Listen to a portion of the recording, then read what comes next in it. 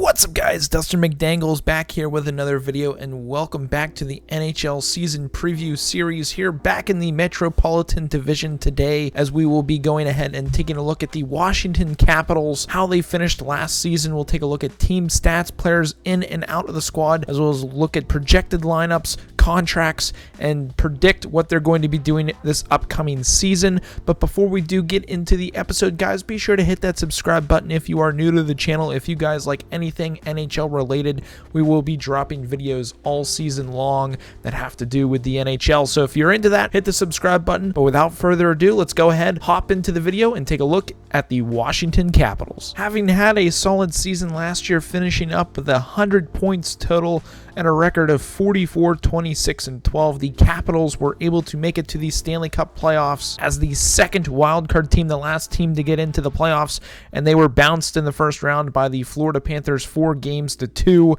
Now, again, team riddled with injuries from last year near the end of, I'd say, some of their bigger players, and that's bleeding over to this upcoming season. It might be tough to get things going, but the Capitals were able to make some changes and bring some players in that I think will help until they get some of their big guns back. But team stats from last year: goals for, they were 10th, goals against, they were 11th, goals against, they were actually 12th in the league, power play, they were 18.8% with a penalty kill of 80.4%. Again, with numbers like that, you will most likely make the playoffs, and they did last year, even being down when it comes to some of their top players not being able to play for them.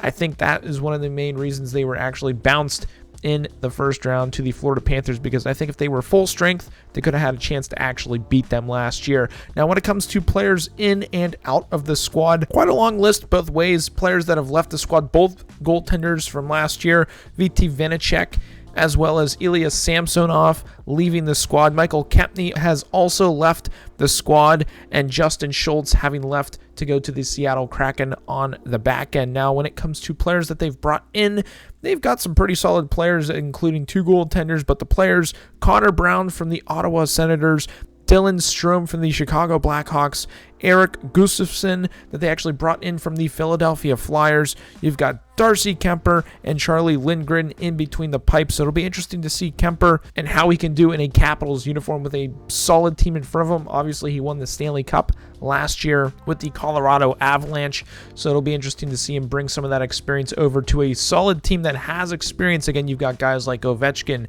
Kuznetsov, Carlson, Sheary, Eller, Hathaway, Oshie, Dowd, Mantha. You've got some pretty solid players and some young guys coming up, such as Ferravari, McMichael, Lapierre. There's a lot of guys on their squad that'll be interesting to see what they can do going this upcoming season. But on your screen right now are actually the projected lines as of right now. Now, Carl Hagelin actually has been put on LTIR for an eye injury back this September. So who knows how long he's going to miss. It could be a while, could be, they really don't know how long Hagelin's going to be out. A couple other injuries to note that will affect these lines right now: Tom Wilson out with the knee, having that recovered, or trying to recover, I should say, from ACL surgery. They're expecting him back around December.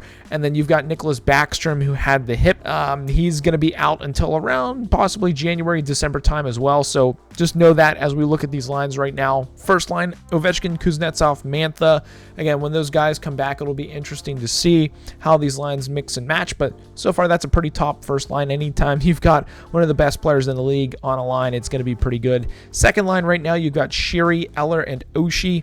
Not too bad there. You could really maybe mix and match Strome and Eller for that sentiment on the second line. But third line, as it stands per this site, is McMichael, Strome, and Brown. Connor Brown from the Sens. That's actually a very solid third line. I would say they should probably keep it that way, or depending on how McMichael does, maybe move him up the lineup instead of Sheary. But again, with those injuries and players coming back, who knows what could happen.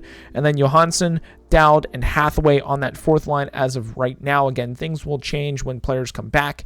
Then on the back end, Ferravari, you've got Carlson, Orlov, Jensen, Gustafsson, and Van Riemsdyk. Again, you can mix and match those lines however you want. I don't think it's going to matter. They're pretty solid defensively, so it'll be interesting to see if they can stay healthy, the Capitals being a pretty solid team when it comes to a full depth lineup. And then between the pipes, you've got Kemper and Lindgren. Be interesting to see them, obviously, in new uniforms this year.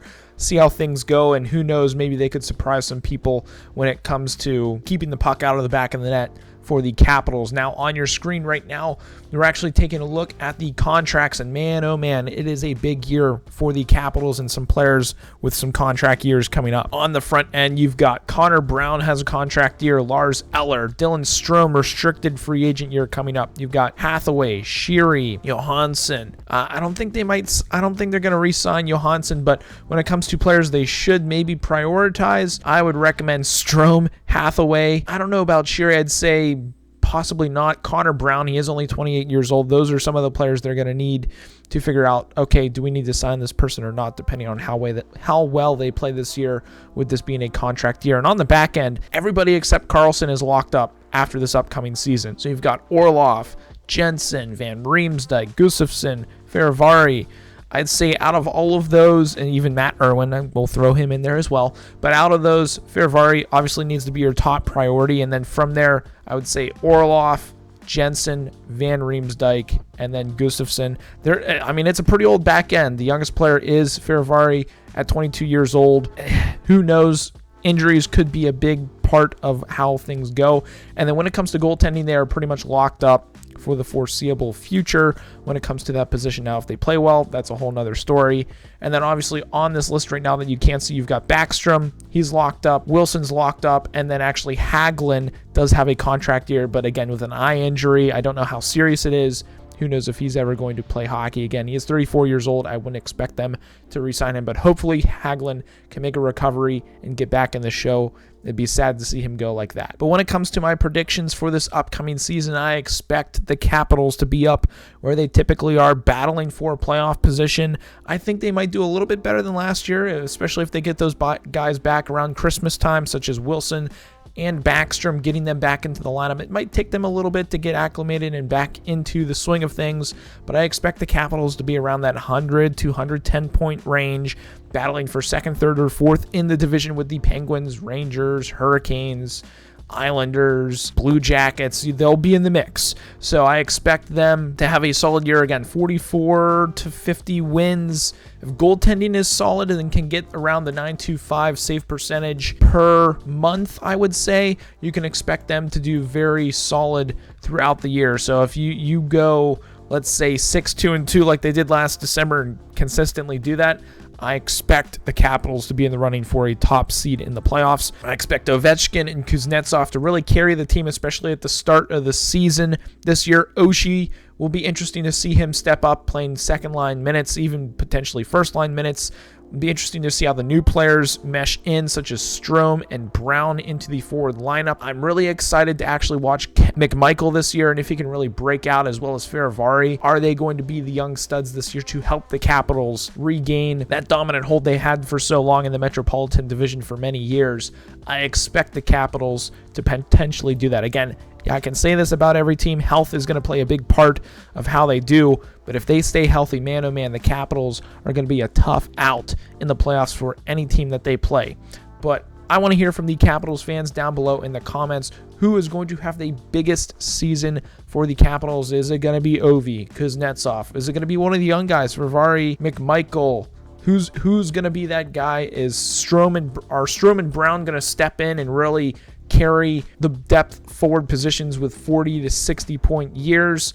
What's going to happen? Are they going to be able to stay healthy? Can the goaltending, the two new goalies, be brick walls between the pipes? Those are all things I'm going to be interested to see this upcoming season with the Washington Capitals. But if you've made it to this point in the video, be sure to hit that subscribe button. We're growing like crazy. We're trying to hit 750 subscribers before the end of this year, so hit that subscribe button if you guys enjoyed the video. Also drop a like, it helps out a ton. But that's going to be it for today's episode. I hope you guys enjoyed it, and as always, stay dusty.